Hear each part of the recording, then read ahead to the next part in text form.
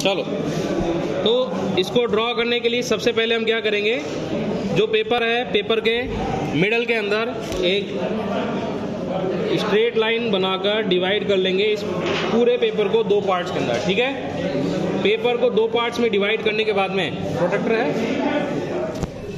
देखो। अब क्या करेंगे, इसके सबसे पहले इसकी आउटलाइंस ड्रॉ कर लेंगे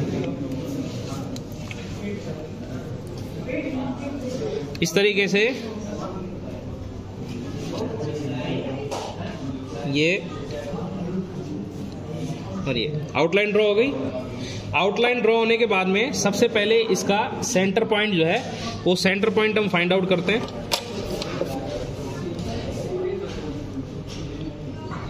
9 to 13, 4, 9 to 11, तो यहाँ पर इसका सेंटर पॉइंट है। ठीक है, अब इस सेंटर पॉइंट से हमें एंगल चाहिए।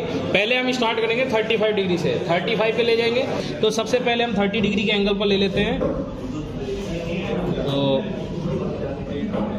35 ले लेंगे, 35 आ जाएगा यहाँ पर। ठीक है, अभी लाइन ड्रॉ कर दो इस तरीके से, और एक परपेंडिकुलर ड्रॉ कर दो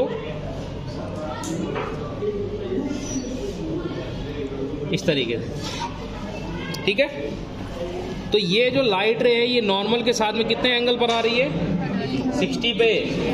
ये हमने यहाँ से 30 लिया ना, तो नॉर्मल से आ गया ये एंगल 60 डिग्री का। ठीक है, अब इस 60 डिग्री के एंगल पर हम चेक करेंगे। क्या चेक करेंगे, 1 by 1 पिंस को इंसर्ट करते हुए देखेंगे।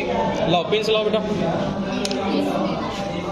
तो सबसे पहले आप एक पिन को इधर लगा दोगे, कुछ है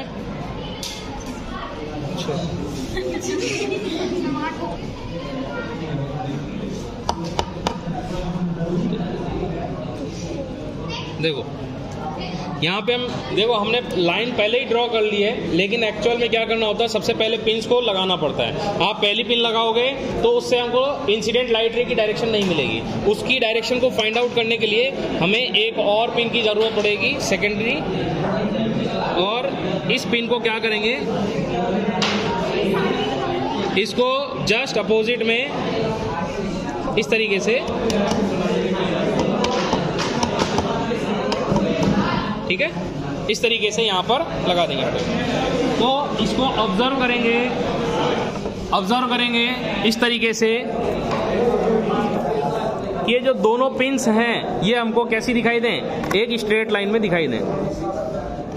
ठीक है, अभी दिख रही है तुमको पिंस, ये देखो, अभी साइड से देखने पे अलग, एक के पीछे दूसरी पिन दिख रही है ना, ये देखो दिख रही है, ये दोनों पिंस अलग अलग दिख रही है ना। अभी इसको हम क्या करेंगे, अलाइन करेंगे अपने आप को इस तरीके से कि ये दोनों पिंस जो हैं एक के पीछे एक अलाइंड हो जाए। ठीक है, अभी इसने क्या किया कि एक के पीछे एक दूसरी लाइन जो पिन है वो इंसिडेंट हो रही है, उसको कवर कर लिया है। ठीक, अब क्या करेंगे, थर्ड पिन लेके आओ, थर्ड पिन लगाओ इसको। थर्ड पिन को हम इस फेस से देखते हुए, इस फेस से देखेंगे, इस तरीके से देखेंगे कि इनके पीछे की जो 2 पिंस थी वो इसके पीछे ओवरलैप हो जाए। बात समझ में आई, इसके पीछे हमको इसको ओवरलैप करना है। तो यहाँ पर इस तरीके से रखेंगे और इसको ऐसे ही रहने देना बस। तो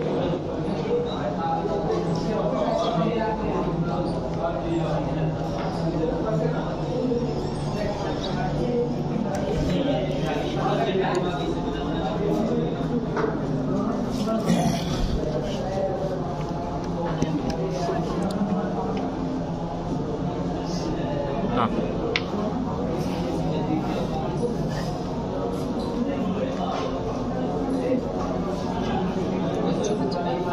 यहाँ से देखो, अभी देखो ऐसे, ये तीनों पिन अलाइंड है ना, तीनों पिन से अलाइंड है।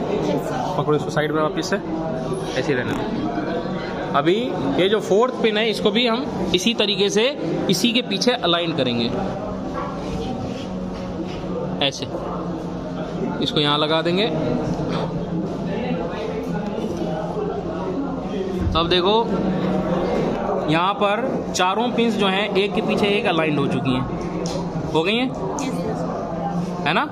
चारों पिंस अब ये जो फ्रंट में जो पिन खड़ी है इसके पीछे में बाकी की पिन जो है ना हाइड हो चुकी हैं, है ना, नहीं दिख रही है अब। तो इस तरीके से हमने क्या देख लिया कि यहाँ से हम देख रहे हैं कि जो पीछे की तरफ से जो इंसिडेंट लाइट रे है वो एक तरीके से इन दोनों पिंस से मिलकर आते हुए बाहर निकल रही है। तो यानी कि वो दो पिंस जो हमने पहले लगाई हैं वो पिंस हमको शो करेंगी इंसिडेंट लाइट रे, और आगे की जो 2 पिंस आई हैं ये शो करेंगी इमर्जेंट लाइट रे। ठीक है,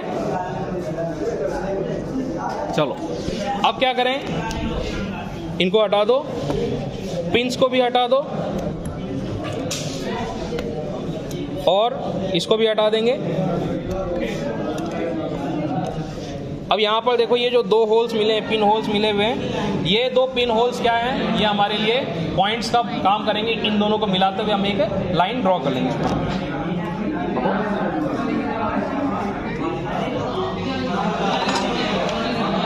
इस तरीके से